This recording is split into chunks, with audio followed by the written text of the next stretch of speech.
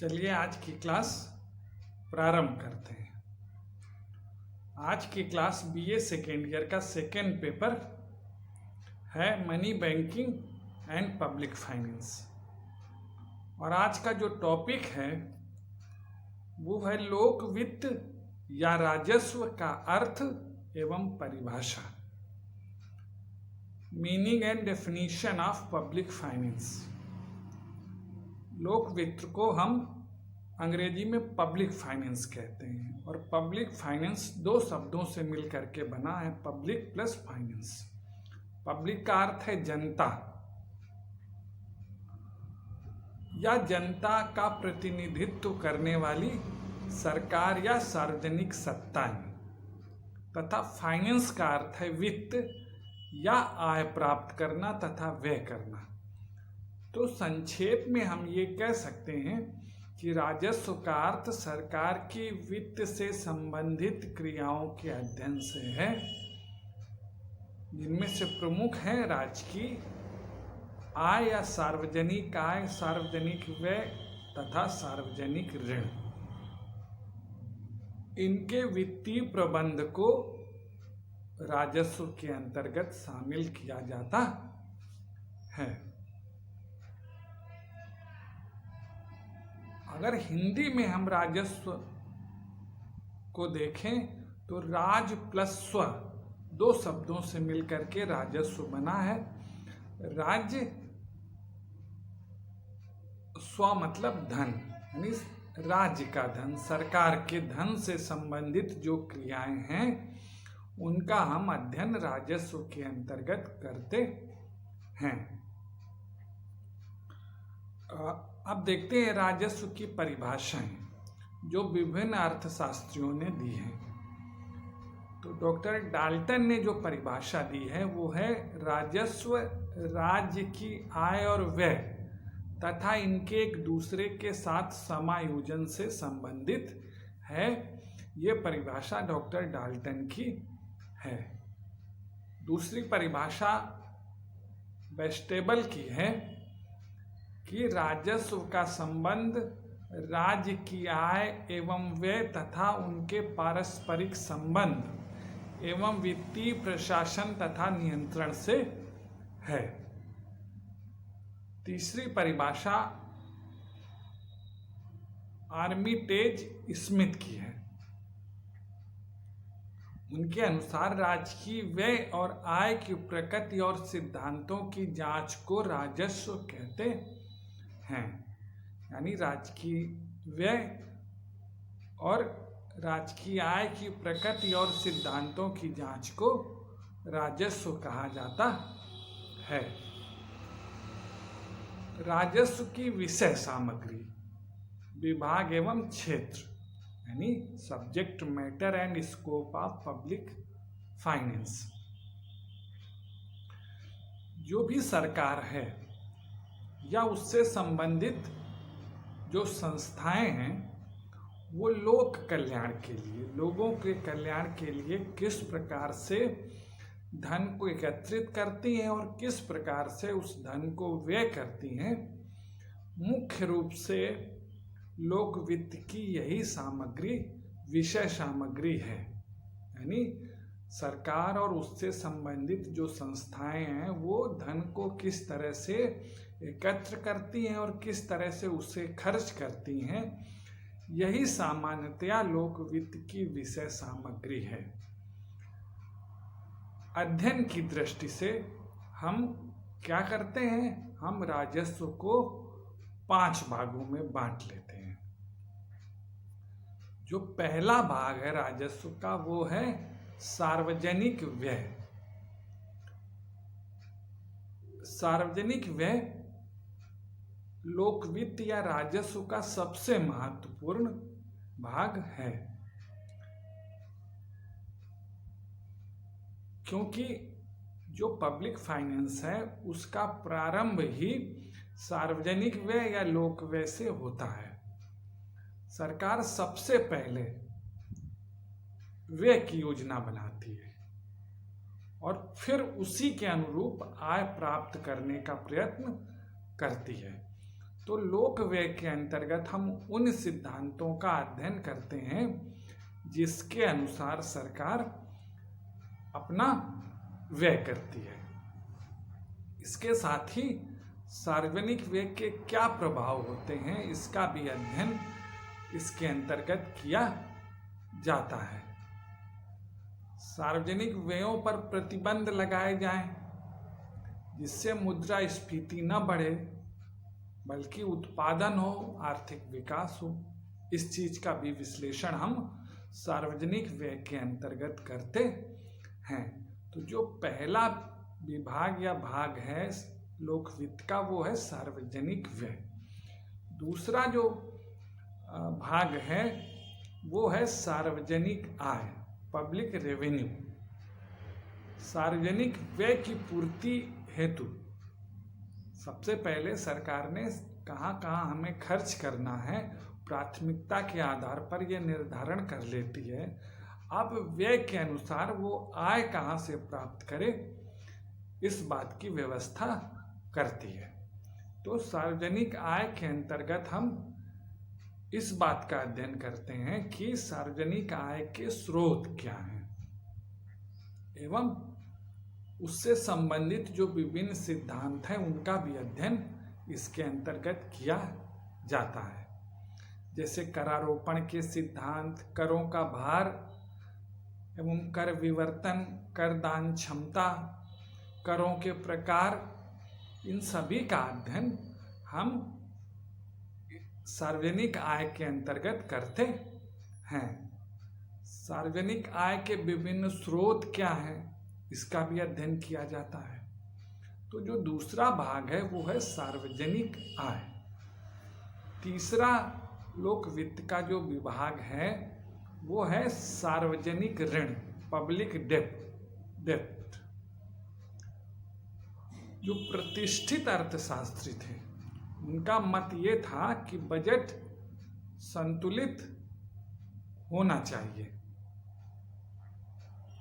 अर्थात सरकार की आय और व्यय बराबर रहना चाहिए। परंतु वर्तमान समय में जो संतुलित बजट की धारणा थी वो मान्यता समाप्त हो गई है, क्योंकि राज्य के कार्यों में लगातार वृद्धि होती चली जा रही है, जिससे सरकार को पहले की तुलना में अब अधिक खर्च करना पड़ता है, अधिक व्यय करना पड़ता है। और इस अतिरिक्त व्यय की पूर्ति के लिए सरकार सार्वजनिक ऋण का सहारा लेती है। तो सार्वजनिक ऋण के अंतर्गत हम सार्वजनिक ऋण के कौन कौन से स्रोत हैं, इसके विभिन्न सिद्धांत क्या हैं, सार्वजनिक ऋण के भुगतान की क्या रीतियां हैं और सार्वजनिक ऋण का क्या प्रभाव होता है और इसका भार किस पर पड़ता है, इसका भी इसके अंतर्गत अध्ययन किया जाता है।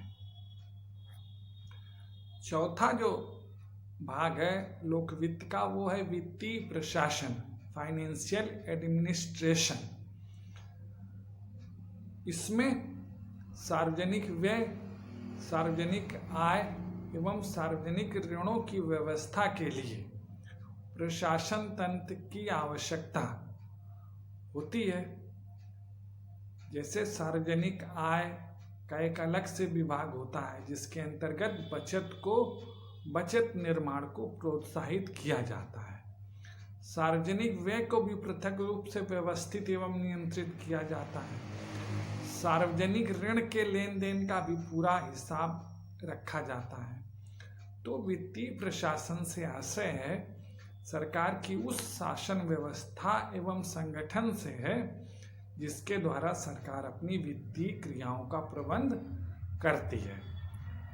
इसके अंतर्गत हम निम्न मुख्य विषयों का अध्ययन करते हैं। पहला क्या है? पहला है बजट का निर्माण, पारित और क्रियान्वित होना।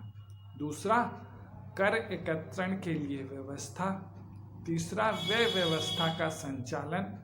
चौथा लोक वित्त का अंकेक्षण एवं उस पर नियंत्रण आदि। पांचवा जो विभाग है लोक वित्त का वो है आर्थिक स्थायित्व।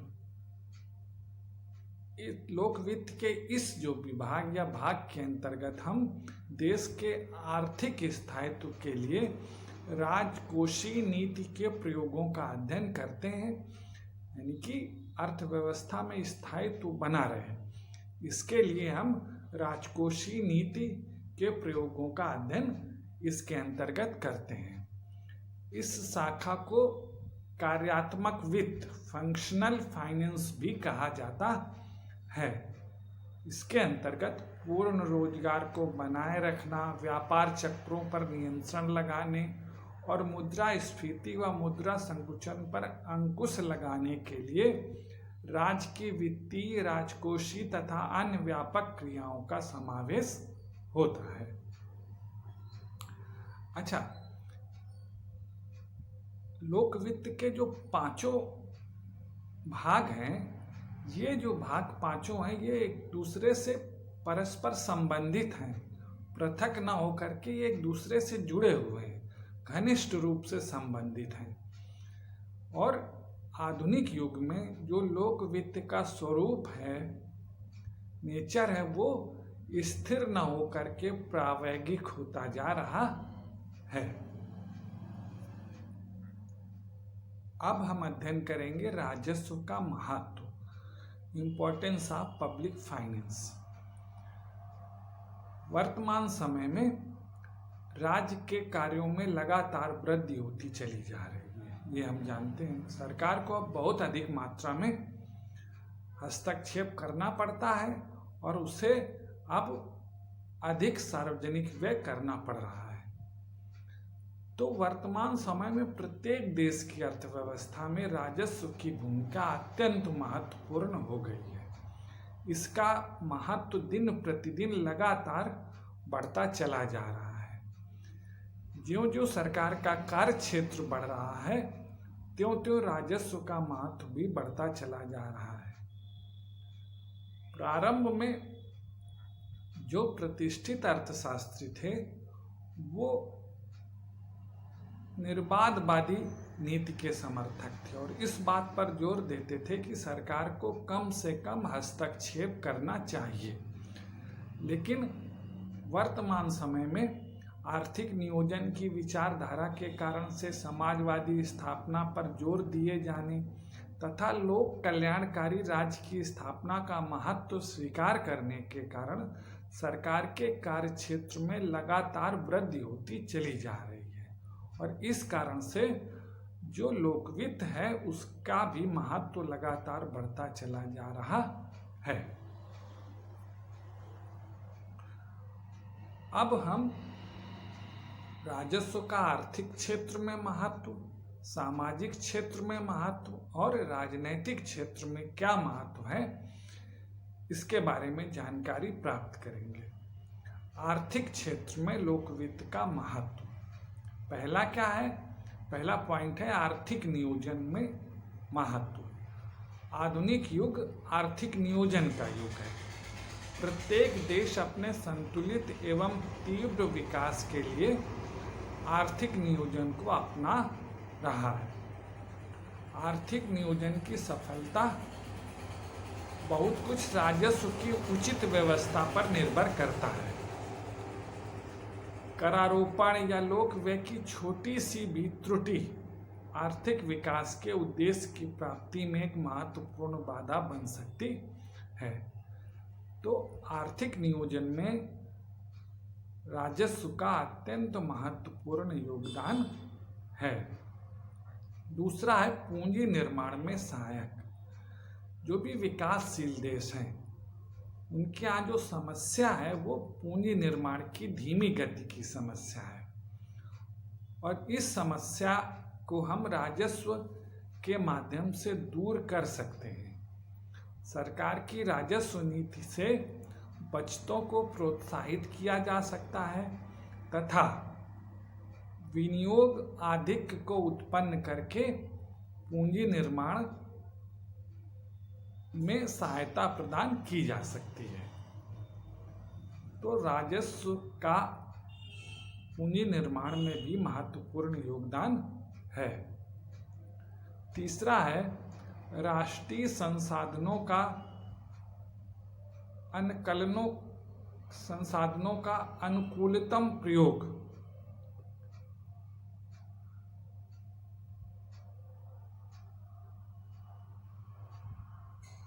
जो राष्ट्रीय संसाधन है उनका अनुकूलतम प्रयोग। वर्तमान समय में ये स्वीकार किया जाता है कि देश के जो आर्थिक संसाधन हैं उनका विभिन्न उत्पादन क्षेत्रों में सर्वोत्तम प्रयोग सरकार की उचित और प्रभावशाली मौद्रिक एवं राजकोषीय नीतियों से ही संभव है। यानी उचित प्रकार की राजकोषीय नीति और मौद्रिक नीतियां ही जो आर्थिक संसाधन हैं उनका उत्पादन के विभिन्न क्षेत्रों में सर्वोत्तम प्रयोग किया जा सकता है।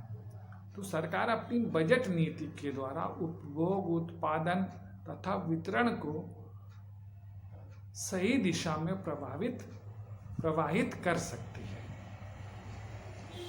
चौथा है रोजगार में वृद्धि।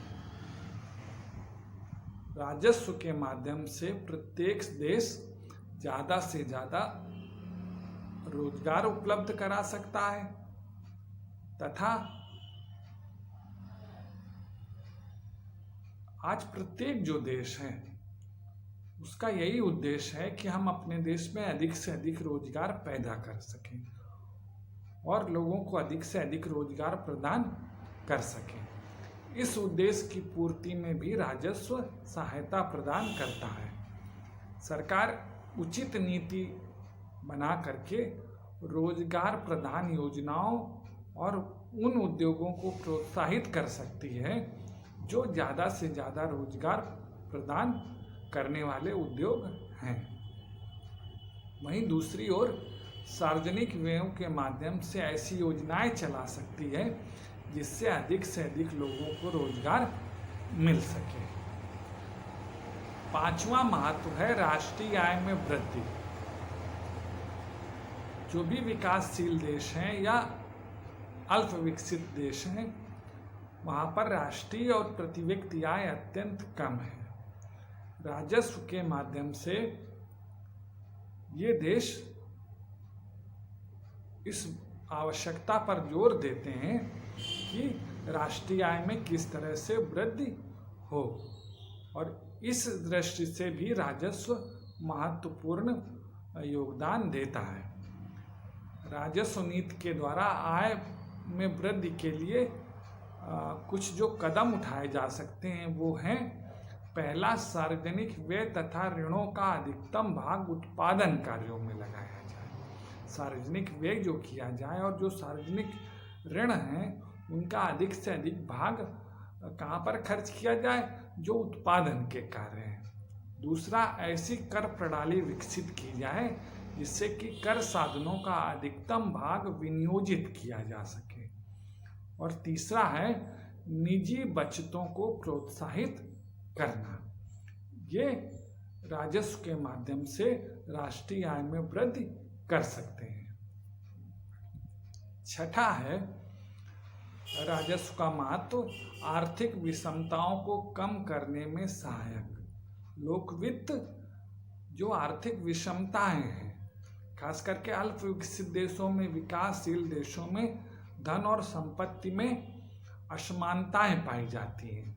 धनी वर्ग और गरीब वर्ग के बीच आय में बहुत अधिक असमानता पाई जाती है, तो इसे लोकवित्त के माध्यम से कम किया जा सकता है। धनी वर्ग की आय और संपत्ति पर भारी करारोपण किया जाता है और उससे जो आय प्राप्त होती है वो निर्धन वर्ग पर व्यय करके जो आर्थिक असमानता है उसको समाप्त किया जाता है। खास करके भारत जैसे देश में जहाँ पर की आर्थिक असमानता बहुत अधिक है, वहाँ पर राजकोषीय क्रियाओं के माध्यम से इस प्रकार की नीति अपनाई जा रही है कि आर्थिक विषमता को कम किया जा सके। सातवां महत्व है सरकारी उद्योगों के संचालन में सुविधा। प्रत्येक देश में जो सार्वजनिक उपक्रम है उनका संचालन किया जा रहा है, और भारत में भी तमाम प्रकार के सार्वजनिक उपक्रम हैं जिनका संचालन सरकार करती है। इन उद्योगों में भारी मात्रा में पूंजी का विनियोजन करना पड़ता है, और इस पूंजी की व्यवस्था करने तथा सामाजिक हित में हानि करने वाले सरकारी उद्योगों की वित्तीय आवश्यकता की पूर्ति की दृष्टि से भी राजस्व की चलने वाली सरकारी उद्योगों को महत्वपूर्ण भूमिका रहती है। जो सार्वजनिक उपक्रम हैं हानि में चल रहे हैं, उनको भी चलाने के लिए जो राजस्व है उसकी महत्वपूर्ण भूमिका है। तो जो सरकारी उद्योग हैं उनके संचालन में भी लोक वित्त महत्वपूर्ण भूमिका अदा करता है, क्योंकि सारे जो सार्वजनिक उद्योग हैं वो सारे ही लाभ में नहीं चल रहे हैं, बहुत से उद्योग हानि में भी चलते हैं। अगला है आर्थिक स्थायित्व। 1930 की जो विश्वव्यापी मंदी थी उसके बाद से देश में आर्थिक स्थिरता लाने के लिए लोक वित्त एक महत्वपूर्ण भूमिका अदा कर रहा है।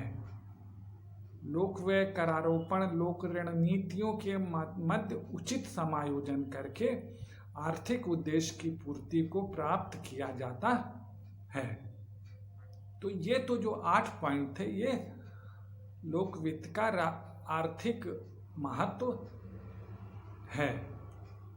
दूसरा जो लोक वित्त का महत्व है वो है सामाजिक क्षेत्र में महत्व। आधुनिक समय में लोक वित्त को सामाजिक न्याय की प्राप्ति का एक शक्तिशाली हथियार माना जाता है। यानी वर्तमान समय में लोक वित्त क्या है? सामाजिक न्याय का एक महत्वपूर्ण अस्त्र है। आर्थिक असमानताएं, अज्ञानता, पिछड़ापन व बेरोजगारी, समाज में जो असंतोष उत्पन्न हुआ है, इन सभी जो सामाजिक समस्याएं हैं, इन सामाजिक समस्याओं को लोक वित्त के द्वारा हल किया जा सकता है। और इस दृष्टि से सरकार ऐसी लोक वित्त की नीति अपना सकती है जिससे कि आर्थिक विषमताएं कम हो, निर्धनता और सामाजिक पिछड़ापन दूर हो, अज्ञानता दूर हो, निरक्षरता दूर हो, बेरोजगारी की समस्या का समाधान हो, और जो हानिकारक वस्तुएं हैं उनके उपभोग में कटौती हो, सामाजिक सुरक्षा उत्पन्न हो। तो सामाजिक क्षेत्र में भी लोक वित्त का महत्वपूर्ण स्थान है। अगला है